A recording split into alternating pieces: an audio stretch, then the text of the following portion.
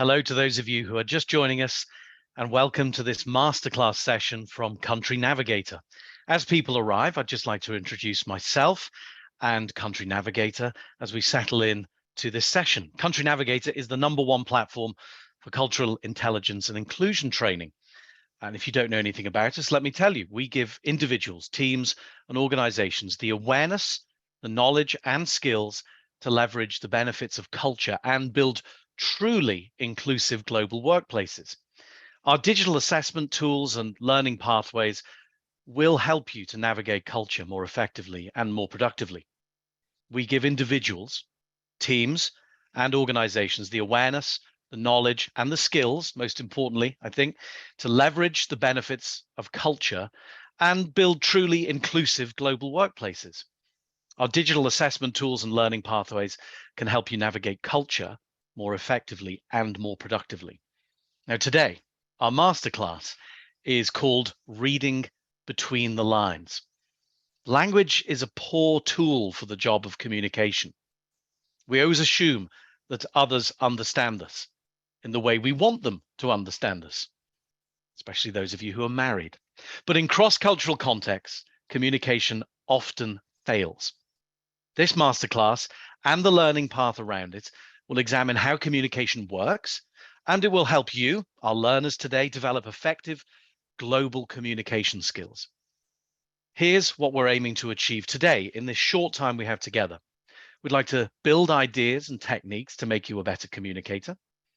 This will help you to build, we hope, better relationships across your teams, across your life. And finally, to work more effectively with your teams across cultures. So for those of you who haven't seen me in a previous masterclass, let me introduce myself. My name is Andrew Wright, and I have spent 36 years working in communication roles, starting at 16 with the BBC in Liverpool, which is where I'm from, Liverpool in England. Then 3 years in television production, working around the world on news, entertainment, and factual content, documentary production. I was in radio and a TV broadcaster for 10 years, again, working across many cultures in the UK and Europe and far further afield, often living as an expat away from the UK and also working often in hostile environments in very tricky parts of the world. I've run businesses in the media, learning, development, and consulting for about 25 years, and I really love talking about communication. In fact, I specialize in paralanguage, the things we communicate through vocal details and body language, which often makes understanding people across cultures a really exciting adventure. And sometimes those adventures go well and sometimes they don't. We'll try and explore that today. Now, where appropriate, I'll try and relate today's subject to some of my experiences. It's really nice to have you here. Thank you for taking time out of your day. It's nice to meet you. You're an important part of this conversation. So please open up your chat box, which I have in front of me here, and say hello to your fellow attendees. Just say hi, drop a hello into the chat box just to show that it's working. Hopefully you can find that. And also drop your comments and your questions. Hello, Cambridge. Hello, the Netherlands. Hello, Germany. Guten Tag, wie geht's? That's about the only German I know. So drop your questions in and your comments as the session goes through. I'll work really hard. Hello, Denmark and Scotland. Milwaukee, Torino, Brazil, Belgrade. Oh, this is just like traveling the cheap way. Worcestershire, not down the road, not far down the road from me. Toronto. I think I said that right. Hello from Israel. Hello from Italy. You get a mention today. And Malaysia. This is the most exciting international room I've been in many years. Hello from Germany. And Cologne, a city I'm very fond of. The chat box is a great way. All right, mate, in Liverpool. And Bulgaria, Seattle. Gosh, we are just rich today with cultural perspective. Yeah, your comments and questions will really help the conversation. I'm going to work hard to keep my eye down here in Slovenia and a part of India, Illinois, Detroit is in the house. Thank you. I was a DJ for about 10 years. I feel like I've gone back to those days giving people shout outs now, but welcome. Hello. The chat box is there. Let's get started. So we're going to start with a poll. Now, my eye movements are going to move around as I talk to you. I have 4 screens, a mountain of data. So if I'm not looking at you for a moment, please excuse me. I'm going to open up a poll. And this poll asks a very simple question. It asks the question, what do the words quite good mean? Let me launch the poll. I'd like you to start dropping your answers. What do the words quite good mean to you? And there's 4 choices, and the results are starting to come in. And depending on where you're from in the world, that might mean something very different. Hello to Odenwald. Is it Odenwald or Odenwald in Germany? Hello to our Mexican guest, Spanish living in Germany, and Denmark. I've got family in Denmark, so I'm very fond of Aarhus. So our votes are coming in. I am going to end the poll there, and we're going to share the results. So this is pretty interesting. 2 words, quite good. What do they mean? I would say, yep, down in equal 3rd place, really bad or something else. Hello, Hungary. If you thought it meant really bad, I'd like you to just drop me a comment in the chat box and tell me why, please. That would be very, very interesting for the rest of the people in the room who had a different perspective to understand. So 4% was really bad, 4% something else that's not on our list. And then we have, in 2nd place, 25% of you think that the words quite good means excellent. I really hope my wife's one of those people, because that's normally how I describe things to her, and that doesn't always go well. But 68% of you felt that quite good means average. So what we have there is some differences in perspective on how that language is perceived. We're going to unpack that in a moment. So it's interesting, but the answer is all of those definitions are a relevant way of decoding the phrase quite good. Brian says quite good can mean good, but not good enough. Brian, where in the world are you with that perspective? I'd really like that cultural context by your definition. Molly, hi. It's polite to say, even though I meant really bad. So Molly is a diplomat. She might say quite good when she means really bad or quite bad. It's a very interesting approach towards language. Phrases like quite good can have different meanings. So do you have any more examples? If you do, I'm going to invite you to join us in a mural. Now, mural, if you haven't used it before, is a great way of sharing ideas online. I don't work for Mural. I have no financial interest. I really like this technique. In the chat box, my producer has just dropped a link. Click on that link and it will take you to your browser. I'm going to go and have a look in there now. And we have 4 of these murals today, and we're going to share some of our thoughts and ideas in them. Once you're in the mural, you'll click a few things. You can put your name in, or you can use an anonymous name. And then you will see, using your mouse, you can zoom in and out. You can click on a virtual post-it note, and you can type a reply to the following question. So you'll see my mouse moving around in that mural. Click on the link, join us in the mural. And here is the question I want to ask you. Do you have any more examples of phrases that mean one thing to one group of people, but something quite different, subtly or largely different, to another group of people? Depending on your culture, your language, your background, your family, your experience, share some examples of phrases that mean something different in our activity mural. I'll ask you to go in there now. I'm waiting to see some mice moving around. There we go. There we go. It's all happening. Okay, we'll come back to those in a moment. Let me give you an example of how different people from different cultures can misunderstand each other using a very, very simple point of misunderstanding. So in 1999, the Mars Climate Orbiter spacecraft was lost due to miscommunication between 2 teams working on the project. One of those teams was in the US, and one of them was over here in France. The teams used, unbelievable, different units of measurement. One team used metric, the French, and the Americans used imperial, and failed to properly convert them, leading to errors in the spacecraft's trajectory. As a result, the spacecraft did the thing that they didn't want it to do. It crashed right into the surface of Mars. That was not just a mistake, it was a $300 million example of the importance of clear and consistent communication, especially in cross-cultural situations and international collaboration efforts. That's a horrific example. In fact, 50% of the missions that go to Mars fail. This one failed because of a cultural misunderstanding. So let's have a look at some of the phrases. These are great. We have, it's good, but not excellent. I'm okay. Two words that can mean incredibly different things.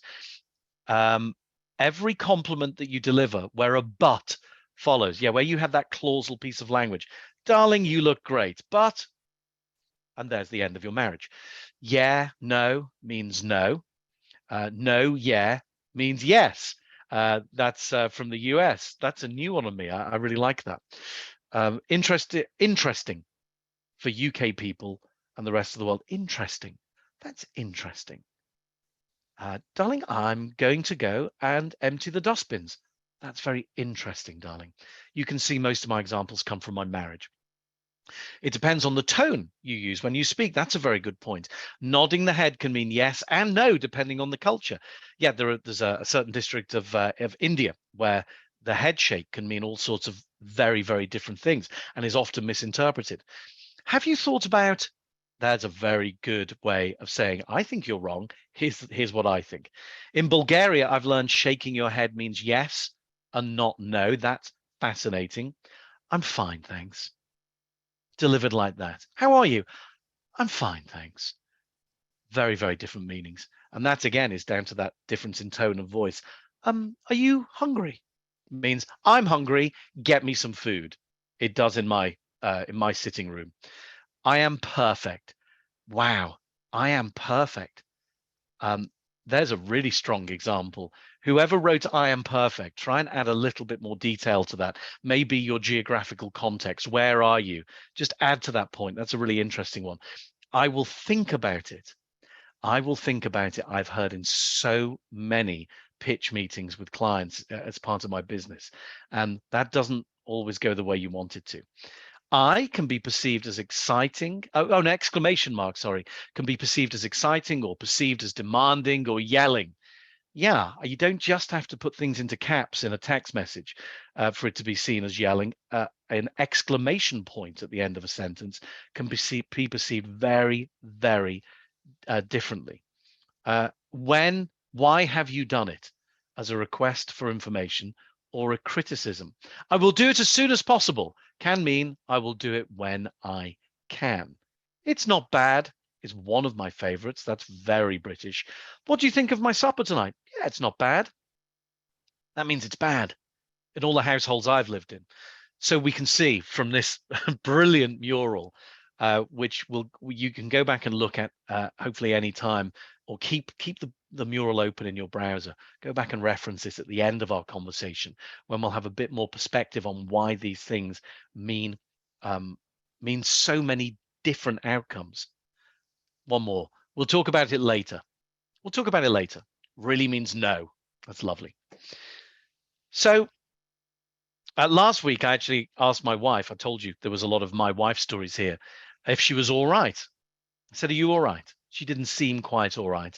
And I got the classic answer, the one that I'm actually terrified of, which was, I'm fine. And because I know her so well, immediately the alarm bells went off in my mind. And because there's a big difference, she's from a different part of the UK than I'm from. So we have slightly different cultural approaches towards certain parts of our use of the English language. And I knew that I was in trouble immediately. I knew the evening was not going to go well when I heard, yeah, I'm fine. Or sometimes I will make a point to her, and at the end of it, she'll say, fine. And of course, what she doesn't mean is fine. She means that's not fine at all.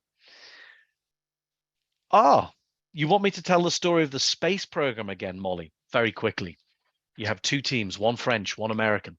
They're working on the trajectory, the navigation of this of the climate orbiter that's going to Mars. And because the Americans are working in imperial measurements, the French are working in metric, the conversion is not done properly, and the spacecraft smacks into the surface of Mars. It read the altitude wrong because of that cultural difference, that cultural difference in approach towards not just measurements, but were they fact checking? Were they checking understanding properly between those two teams? That cost $300 million, Molly.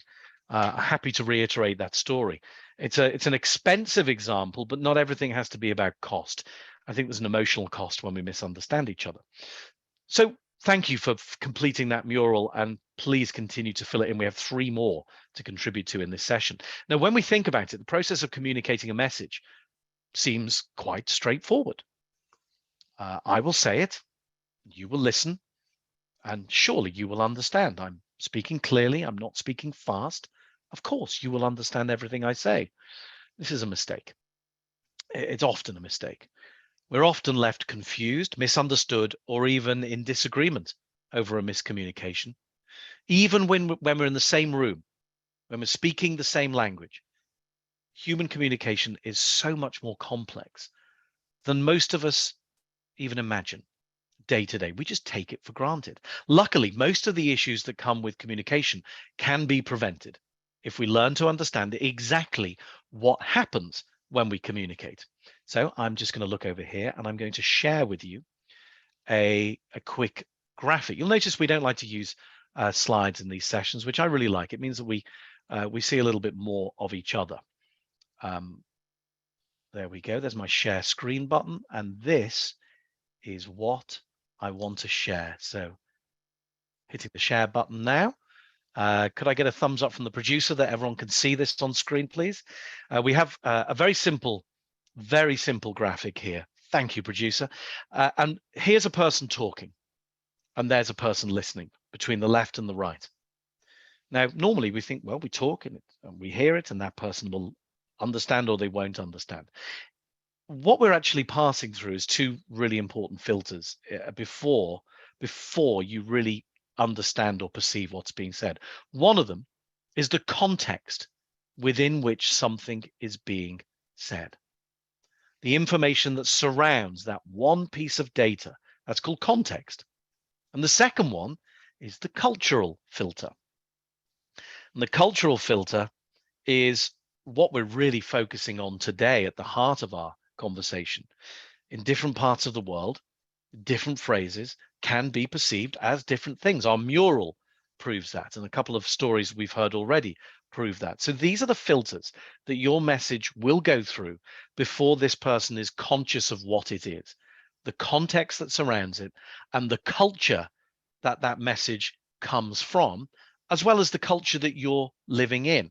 And the farther apart those 2 cultures are, and the more we're going to use the word ignorance of each other's cultures, then the harder it is to build proper understanding, even in a 1-sentence communication.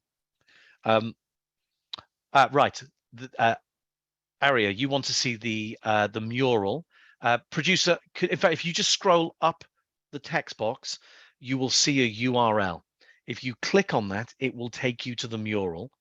If you can't find that in the text box, just let us know and we'll drop it back in there again, so you can go and have a look at what's been written. Thanks for checking on that and letting us know on the text box. So these are the barriers. Let's use the word barriers, context and culture, between what you say and how it is understood. Yeah, let's drop the link for the mural back into that chat box, please, producer, so that people who've just joined us can dive back in. Thank you. Go and have a look at that, and we'll have more coming up. Let me know if there's anything you need to revisit. So there's a graphic which just tells us about 2 of the barriers between speaking, listening, and understanding. Imagine this situation. You say to your colleague, I need you to deliver this report to me by Friday lunchtime. And you get an answer. I will try, but it will be very difficult. Now, I'd like you to get on your keyboard again, and I'd like you to tell me, do you think that person is going to get the report on Friday? And I'd also like you to give me a few words on why they will or why they won't. I've got some yeses and nos. Add some context to your answer for me so we can better see your perspective on why you're understanding this differently from the person next. There's a good example. Jen says yes. I'm gonna have a very good go at pronouncing this name. No, it's gone off the screen, but we had a no underneath it. Do excuse me. So yeses and nos, the context of those yeses and nos. No, not likely, as it's difficult. Yes, she will try. I can't deliver. A polite no. Hans is saying that this is a polite way of saying no. I'll try. It's going to be very difficult. This is diplomatic. It's polite. Thank you for that. No, trying is not equal to doing. Yeah, trying is not the same word. Tanya says no report on Friday. Different flags. Try difficult. And Alavi says possible. It's possible. You're an optimist. Marianne says no, the report will not be there because the person already gave a disclaimer. Absolutely. That you could perceive that as, oh, I'll try, but look, here are the terms and conditions of me trying. And it depends, I suppose, on what culture you're from, whether you're an optimist or whether you're a pessimist, how you perceive that sort of sentence. Already, we see here a very clear, advanced language that's developed over tens of thousands of years. English can be interpreted in a multitude of ways. It's not even just yes or no. There's a whole grayscale of possibilities in between. A couple of other comments here. Laura says, yes, but they will likely need more support if I want them to be successful. Serena says, I can manage my expectation that it may come on time. It may. There's still no definite. Anna says, I think it means they already know there's a chance they won't make it, but they'll try. Yvette, there is a risk that this cannot be done. Ismail will deliver, although it was difficult. And Anna is talking about an indirect culture. Now, that's a very interesting analysis. We'll come back to that. Helena, nope. They're signaling they won't be able with the word difficult. Jen, yes, I have a lot on, but I will get it done. I am not happy about it, though. Oh, Jen, if we could unpack the experience that's gone into that answer, we would be here all day. Bradley, thank you. No, it's already an excuse as why it will not happen. Brian says unlikely. They are indicating that it might be too much. Vladilena, I think I've said your name properly. I hope I have. It could be delivered, but the doer is lazy and will do it at the last possible time. In the techniques of giving feedback, you've just used an attribution, a label for that person. And many of us will do that when we hear a piece of language we interpret in a certain way. The doer is lazy. They're not just challenged, they are lazy. Really interesting interpretation. Depends on the culture. Absolutely, Arona. John says varies depending on the country. I think we're starting to tune in to one of our main themes here. It's not just context, it's culture that changed the way we all perceive this. A couple more. Elena, 50-50 without a follow-up sentence. Martina, it's proven how codification of language is important within a company. For example, let's look at this answer. For example, there have been many airplane incidents or crashes due to a lack of communication directly connected to different cultural backgrounds. That is a fascinating answer. And Martina, you will, I'm sure, already know that there is an international language of communication between air traffic control towers and pilots anywhere in the world. As far as I know, even if you are flying an aircraft with a Chinese crew over China, you still speak back and forth in English. It's an international language. But of course, just because we speak English doesn't mean to say we're speaking exactly the same language. There's a really nice outcome to that. Thank you for all of those excellent notes. To understand when the report is coming, you need to be able to read between the lines. And understanding the person is possibly telling you that there is absolutely no chance you're getting that report on time. You need to know what your personal culture is filtering out or even adding in. What context, what interpretation is your culture adding to that sentence? Now, our cultural filters are made up of all our knowledge and past experiences. From the moment you were born, you were learning how to communicate. It's not a naturally occurring behavior, communication, not when it comes to language and many parts of paralanguage. We learn it. We've learned it over tens of thousands of years of modern human development. Language has evolved to be this detailed, nuanced tool. Our family and education are imprinting on us the way to get things done through communication, giving us not just the language, but the tone, the style of communication, and conventions of acceptability. It means how we communicate is deeply rooted in our culture. So what are the characteristics of a good communicator? Interculturalists have identified that communication can be defined as a continuum between implicit and explicit. And some of your answers hinted at your understanding of this scale, the implicit, explicit scale of communication. So let's unpack it. Let's explain what that is. An explicit communicator is direct and relies more on the words to interpret meaning. They go by the saying, say what you mean and mean what you say. It's very straight. They use words in their primary meaning. They're uncomfortable with irony and saying one thing while implying another. And I bought some new trousers last week, and I said to my wife, "What do you think of these trousers?" And she said, "Yeah, they're really nice. I really like your blue trousers, though." And what she was telling me was she hated the trousers I bought, but didn't want to upset me, because British people are often, especially from my wife's background, very, very polite to the point that they do not want to tell you they hate your trousers. Now let's go to the other end. The implicit communicator prefers to be more subtle and relies more on the context to look for cues, body language, environment, and power relationships to see what is between and around the words spoken. In the chat box, sounds like wives speak the same language everywhere. Amen to that. Well, I'm not going to assume, but the ones I know certainly do. So in the chat, let's fess up. Let's now look at ourselves and the way we communicate. This is an amnesty on the way you communicate. Are you an implicit or explicit communicator? Where are you on that scale? Are you direct, where your words mean what they're supposed to? You say what you mean and you mean what you say. Or are you more subtle? Are you relying more on context and body language and your verbal power language? Which are you? Drop your answer into the chat and let's have a look at how self-aware you are of your position. Oh, this is happening very quickly. Direct, implicit, very direct. Explicit, direct. You know, the next time we do this, I'd love to see a data-led poll to see how the room pans out. It wouldn't be terribly scientific because it would be data without knowing of your background culture. Some people are saying, there's nuance here, closer to explicit from Tracy. Let's look for any others that aren't at either end. Implicit living in an explicit country. Anna, what country are you living in? If you don't mind sharing that.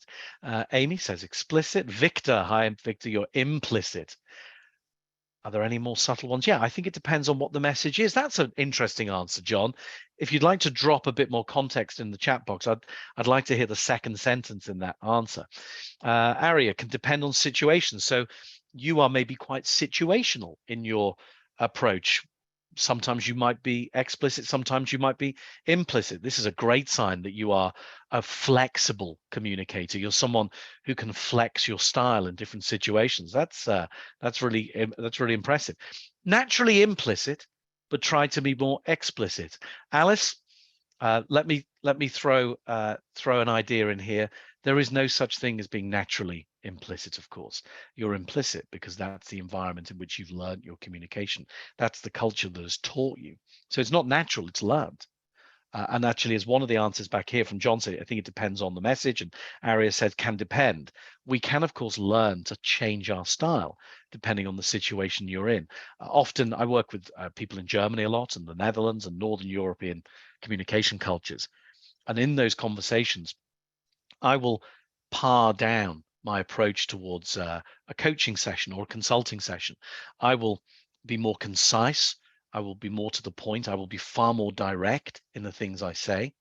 And I find that very refreshing, especially coming from a British communication culture where often, in fact, dropping my children off at school, quite well-spoken, well-educated, middle-class English parents, it's very difficult to understand the simple idea of do they like you or not, because people are so polite. So you're looking for paralinguistic clues because they are being implicit. Let's just check here. We should. Have we got? Yes, we've got a mural to share. Thank you very much, producer. We're going to go for another mural now. And I'd like to ask the question, how do you perceive each other? If you go down to the bottom of the chat, let's drop that link into the chat, please, producer. And I'd like to click on our second mural. The first mural went brilliantly. So let's have a look at the second one. And this is, how do you perceive each other? Let's dive in and start populating this. I love the fact that so many of you've kept the visiting names, like Visiting Penguin being my favorite. So how do you perceive the other? This will be a conversation where those of you who said they were implicit will leave comments on the explicit ones and vice versa. So if you are implicit, leave comments about the explicit ones and vice versa. Already saying here. So I think this is an implicit person talking about an explicit person, maybe a bit intrusive sometimes. Again, direct, rude, loud, rushed, perhaps rude. I've got to assume that these are, again, implicit people talking about explicit people, but you may want to clarify your post-it note so that we have a better understanding of what you're commenting on. Sometimes I admire them, sometimes they seem a bit rude. The word rude is very, very popular on this particular mural. Very hard to read and needing more time to get to the point. That's clearly an explicit person talking about an implicit person. I'll share this quick story with you while you're populating this. I moved to Germany when I was about 21 years old to work for 2 years as a broadcaster, speaking in English, but working in Germany for a British community in that country. And I remember turning up to work on the first day, walking into the radio offices, the network offices, and most of the people there were from the United Kingdom. It was an expat organization, but the German law said we needed to have X number of people who were German working there, which is quite right. So all of the engineers on the station were German. And I went through the station. I'm a very outgoing person. When I meet people, hello, how are you? Nice to meet you. Small talk, chit chat. Let's get to know each other, build rapport. And then I walked into the engineering workshop where there were 4 very serious looking German men with soldering irons. This is 30 years ago, fixing bits of equipment. And I walked in and said, excuse me, good morning. My name's Andrew. I've just joined the radio station. I wanted to come and say hello. How are you? And they all just looked up and we went, and just carried on soldering. And that carried on for about 3 months. And I thought, rude. I thought, well, we can look around this board and see the reaction I had as a young, naive, culturally unaware person. But of course, it turned out that in German culture, small talk not so important during a day's work. And trust takes a little bit longer to generate and build up. And you have to play the longer game when it comes to building warmth. But it took me quite a long time. And as a sensitive young man, I was quite offended by it. But you live and learn.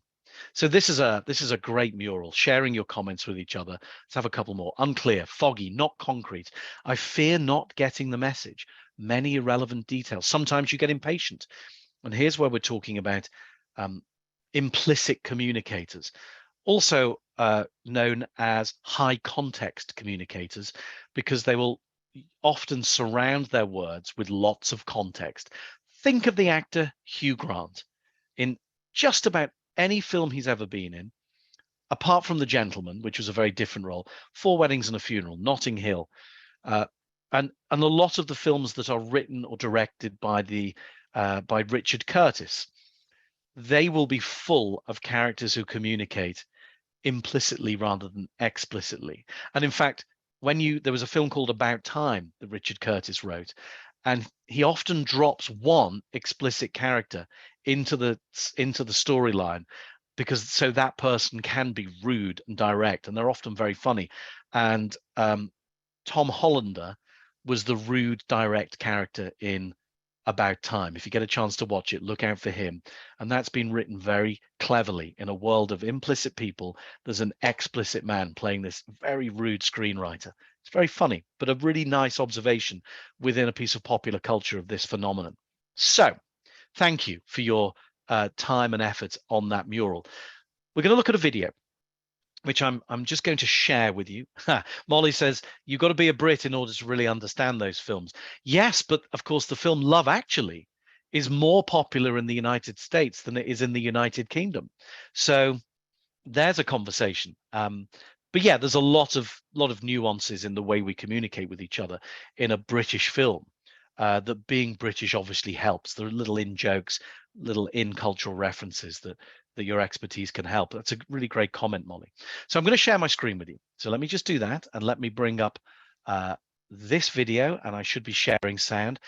Producer, give me a thumbs down if you can't hear the audio. What I'd like you to do is watch this video, and then we'll unpack it and have a conversation about it. Thank you. Louise and Sam have been working together for several years.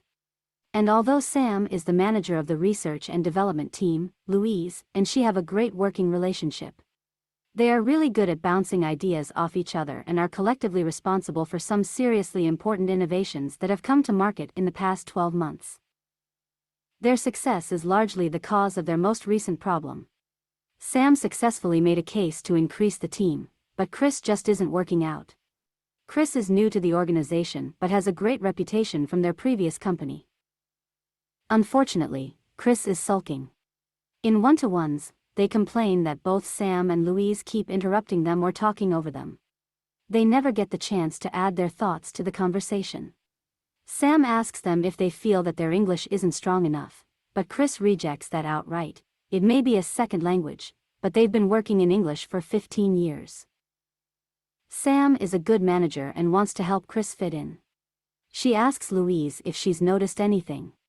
Louise replies that Chris never seems to have anything to say. They sit quietly in meetings, listening intently, but when there's a question put to them, they don't reply. Louise says she always feels the need to add another comment so that Chris doesn't feel too much pressure. The silence is embarrassing. She doesn't think that she's ever actually interrupted Chris, but she's not going to wait ages for an answer that may never come. Okay, let me unshare the screen. So, what's going on here? Who in this conversation is being explicit and who is implicit oriented? In the chat box, I'd love to see your comments. Once again, who in this conversation, in the scenario we've just seen, is being explicit in their communication style, and who is implicit oriented? Who's being direct and who is being more subtle? So let's have a look at the comments. They're very quickly coming in. We're talking about Chris. Chris might be implicit. I'd also love to see a why from you as well, to hear your thinking. If this was a maths exam, I'd like to see your working out. Chris again might be implicit. Chris is very implicit, Alberto thinks. So we're talking about Chris.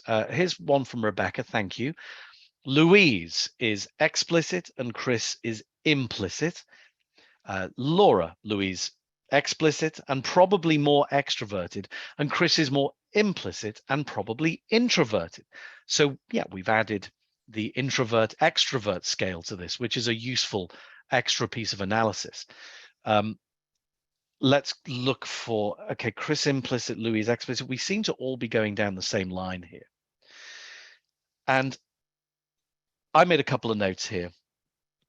It seems like Chris is sulking, but I suspect that Chris is implicit and also perhaps either not confident or, as has been pointed out here, an introvert.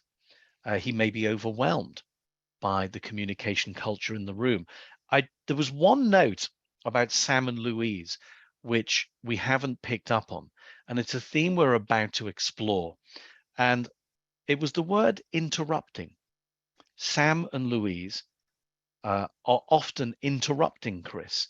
And I'd really like any comments you have about that behavior, because this is a cultural behavior which we're just about to look at in brief. But what are your feelings or your experiences about the way we might either interrupt each other or not interrupt each other in a conversation? let me have a look at those comments as they come in. And I'm now going to share another graphic with you. Let me bring this up on screen. And here we are. Okay, so hopefully you can now see a graphic I'm sharing. And it has the word ordered, overlapping, and paused. Looking at your comments before I unpack this slide, Arona, in an implicit culture, silence is a communication. And so is hierarchy in communication. Chris will not say anything that might not be in consensus. Interrupting is natural in some cultures and extremely rude in others. It's a really perceptive comment. In an implicit culture, you don't interrupt. It's not polite, says Arona. Annalena says language awareness of culture. Thank you. Laura, my defenses just went up because I'm a horrible interrupter. Laura, this is a safe space. Please don't feel threatened or judged by this conversation. And remember that the way you interrupt is usually based on your cultural background. And that's not always about a national culture. That can be the culture of the family you live in or the experiences you had. So no defense required. And drop your shoulders. Yasmin, interrupting is not considered acceptable in UK culture, but when I lived in Spain, it is more acceptable. Yes, Yasmin, I have a story that relates to that from just 2 days ago in my experience. Erica, thank you. Interrupting is incredibly rude. Erica, where are you from? I wonder. It can be accidental, but if it continues without acknowledgement, it implies what I have to say is more important than what you have to say. And the reason I ask you, Erica, where you're from is because, of course, the cultural context around your answer allows us to understand why you feel the way you do. Aria, interrupting means you don't listen, does it? Always? Okay, thank you. Jessica, I know I do it, but I try to acknowledge it right away and apologize. Well, good for you, Jessica, but do you have to do that in every room you're in? People that are arrogant interrupt each other's. Deborah, I feel your pain here. But I want us to go back to that picture about the way we understand people based on context and culture. And one of the things I've learned in my years of working across culture, and especially working with some of the people who I know well at Country Navigator, whose expertise far outshines mine, is when people ask me, what do I try and help people with when it comes to understanding different cultures? I say, if I could spend an hour with someone and just encourage them to change their perception about difference and say, well, it's different, but it's not necessarily what I think it is. So on your line, Deborah, is a really nice example of how that can happen. And I do it and you do it and probably everyone in the room does it because our brain will go to a decision and a judgment. But are people always arrogant when they interrupt each other? Well, I'll show you this picture and explain it in a moment. Deborah, thank you for posting that. It's been really helpful. Jessica, and let them continue. That sounds like the end of a sentence. Let me work out where that fits in. We've got, to me, interrupting is sometimes active listening. It can be when you maybe stop and ask a question or you acknowledge a piece of information. Yes, there's a piece of interrupting, if done subtly and unobtrusively, can acknowledge that you are listening to something. I'll give you a tip on that. My mother-in-law uses acknowledgement noises when I'm saying things, but she will do this. Uh-huh, mm-hmm, uh-huh. She's like a character often out of a Richard Curtis film. And I love her dearly, but it really irritates me. So don't over acknowledge using noises. That's a form of overlapping that can seem really insincere. Oh, thank you, Erica. Yes, you're from the US and Seattle. And that makes your comment about interrupting being incredibly rude really clear, because in US culture, in general, interrupting is not something we do. Thank you, Molly. Man on interrupting may be necessary if we are wrongly accused. Well, there's a conversation about listening we can have, perhaps in another masterclass, madam. But I would say that sometimes it's important to let someone speak, hear the full range of their ideas, get all the data in, and then respond. Knee-jerk responses can often miss context or information, and people just don't like being interrupted in many cultures. So there's a cultural decision to be made there. It's a great point. Sometimes you have to interrupt if there are no pauses. Yes, Yes, again, I'm married. Interruption could be done in an appropriate way by raising a hand or other way of getting the attention. This is where paralanguage can come in, where you might go, do this. Do you mind if I'm so sorry to interrupt. Could I make a point? That's a very British way of doing it because the word sorry was in there.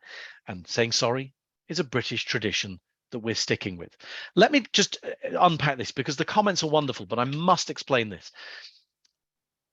How would you, I wonder, describe your preferred style in terms of interruption? We all use each of these at different times, but we lean towards one or the other. So the ordered style of speaking. So one person, then another without overlapping. If you have this pattern, you know when it's your turn to speak and when the other person finishes. Overlapping, you see there that one person starts speaking before another. Often Mediterranean cultures can have this. I know Spain and Italy. I know many Spanish and Italian people, and this is a style I'm familiar with. In this pattern, it's not rude to interrupt, and as soon as you think you know what the other person means, you jump in with your response. Silence is awkward in that environment and should be filled. And then you have the paused situation, which is significant pauses between speakers. Interruption is rude and silence is positive. You can imagine that someone who is used to this kind of communication pattern will never manage to say anything in an overlapping pattern. I was in a room in a meeting 2 days ago with a client, an Italian manager and a German colleague. And I hosted the meeting. And at the end of the meeting, I had a debrief with each of them. And the German person thought the Italian person was being incredibly rude. They'd never met and their cross-cultural experience was low. And that was all about the difference between the German ordered approach in this person's case, not always, but in this person, and this Italian person's overlapping style. And in being natural in their cultural behavior, they were perceived as being rude and disrespectful, which I thought was a very interesting approach. So we often make inferences about silences based on our style of communication. In the scenario, we can assume that both Sam and Louise have overlapping or perhaps ordered style of communication with no silences, which didn't leave enough for Chris, who is possibly from a paused background in terms of the way he speaks, didn't leave him any space to contribute. So he was being silent because he did not recognize an opportunity to speak, whilst Sam and Louise were either being ordered or perhaps moving into overlapping. And it gave each of them a very inaccurate perception of the other person. Not only was understanding had very little chance to be mutually created between these two parties, but they also misunderstood each other's characters and motives and intentions by making an assumption that just because I speak this way, everyone else speaks this way. I think it's a really interesting analysis. So, how can we improve understanding across cultures? How can we do it? Let's go to that mural. Producer, if you could please drop that link into, I'm going to stop sharing this so we go back onto our full screen. If you can click on this link for me now, the question is, how can we improve understanding across cultures? I'm going to bring up my browser, bring up my mural, excuse me. I'm so sorry, I started the wrong thing. There you go. There's today's technical error. So what are some of your tips on how we can improve understanding across cultures? I'd really love your perception, bearing in mind my big idea today, which is that just understanding there is a difference and opening your mind and not judging based on the style you see in front of you is my master rule when it comes to communicating across. Let's see what's being written here. I see great work in process. So learn and adapt. Treat others the way they would like to be treated.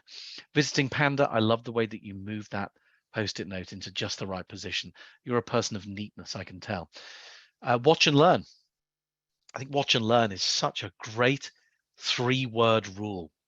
If in doubt, watch and learn. If you have no cultural briefing on the situation you're walking into or sitting in or watching on a meeting, watch and learn, which means you can look out for ideas around overlapping and implicit and explicit communication styles.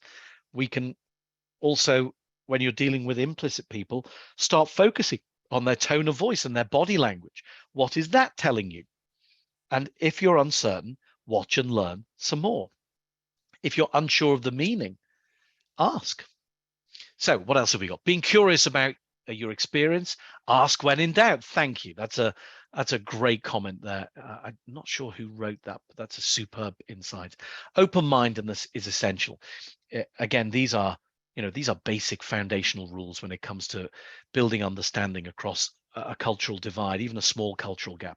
2 ears and 1 mouth. Listen. Sorry, it was almost as if my father was in the room. That's true. Listening is important. Watching is important. My father used to say, when your mouth is open, you learn nothing.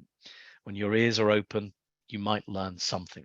Ask for grace and empower people to give feedback on their experience of your communication.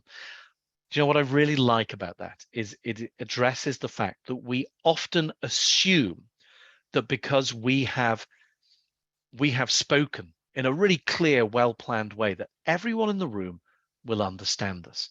One of the things I like to do when we're in a two-way conversation, when I can see the person and we can hear each other, is ask them if they feel they've understood what I've said and if they'd perhaps like to paraphrase back to me what I've just said. And as you become a better and better active listener as a communicator, that's something you can actively do. If you and I are in a room and I explain an idea to you, one of the things you can do is say, well, Andrew, that's really interesting. If I understand you correctly, then and list off the points that you've understood. It gives me a chance to say, yeah, that's right. Actually, you missed one thing and it's this. Or that point, I meant this and not that. Checking your understanding. Sometimes I call it doing an understanding audit. Takes no time at all. And even small errors in a complicated piece of work or a project can grow and grow and grow if they're not addressed. Something else on the mural here. Take time to read the reactions of the room. Yeah, it helps if you start building an understanding of what the reactions in that room actually mean as well. But if you've noticed them, at least you've got something to go and check. Do your research. Well, this is certainly about building a greater understanding of the cultures within which you work. And that saved my skin on many, many occasions. I have many reference tools, including the ones available with Country Navigator. I have a book back here, which my colleague Matthew, who may or may not be on the call, detests the name of. It's called Bow or Shake Hands. He hates the name, but it's got actually really good cultural summaries of behavior and social history, and it gives you an idea of what you're dealing with when you go to a different culture. But Country Navigator has all sorts of resources for that. Maria, you say, Brian, in Russia, there is a popular citation about Thomas Mann's way of writing and German language in general. 2 pages of deep thoughts and nicht at the end when you come to the 3rd page. Thank you very much, Maria. Being patient, active listening, understanding. Those are good notes. Take the time to get to know to know others and ask them about their culture and communication preference. Understand not everyone is like you. That works really well when people are aware of their communication style. The one caveat I will say is not everyone is aware of their communication style. Not everyone is aware that the way they communicate is different than anybody else's. So that will work with people who are really self-aware. Thank you very much, producer. I've been asked to share my screen at the end of the session with the learning path at this link. That's really helpful. Thank you. And we are drawing to the end of our session. So what I'd like to do is I'd like to sum up the ideas that we've discussed in our session today. So, do excuse me. The key things to keep in mind for communicating across cultures successfully. Number 1, listen. So many of you have pointed out. Listen actively and attentively before making judgment. Listen actively and attentively. And that does mean mouth closed, ears open, no judgment. We're often quick to judge, but try not to. It really helps. It can help avoid offense as well as misunderstanding. It's a valuable skill in any communication situation, not just ones where you don't know the person and you don't understand the culture. When you're communicating across cultures, it does become a crucial skill. You need to put your cultural biases aside and show curiosity rather than jumping to conclusions. Number two, make sure you pause when you finish speaking and allow pauses when others are finished speaking. Number three, ask open questions. There was a couple of hints at this in the mural. Ask questions. If you don't understand, go back and check that you've understood what you've heard. Questions, if you start with open questions and move more and more towards closed questions, can really help to build your understanding. And number four in our summary, accept ambiguity, and that you may not understand what's going on, but be curious. Ambiguity is an inseparable part of cross-cultural communication. It's a sign that we have something to learn about the person and their culture.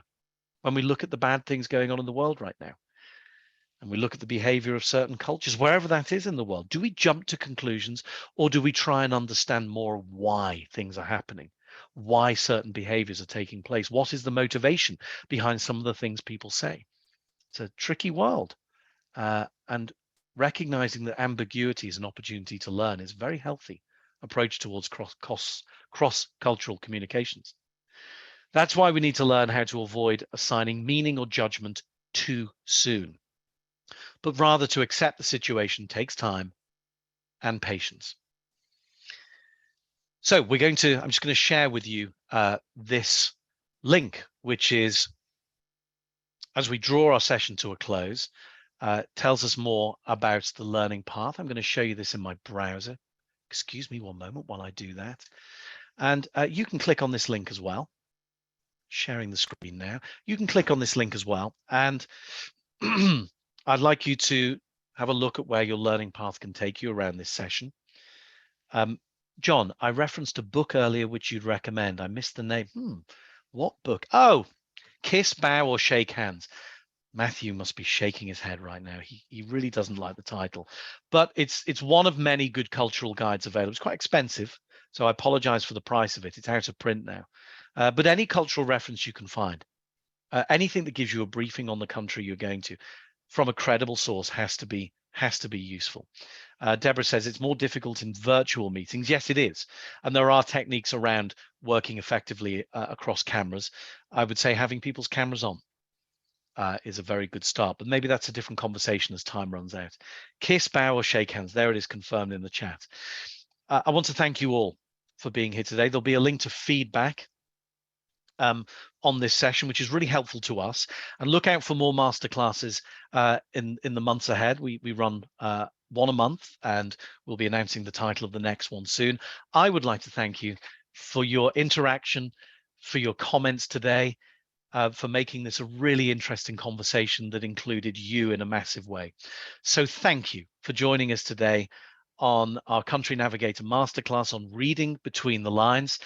And with just a minute to go, I'd like to wish you all a good rest of your day wherever you are in the world, and happy and open-minded communicating.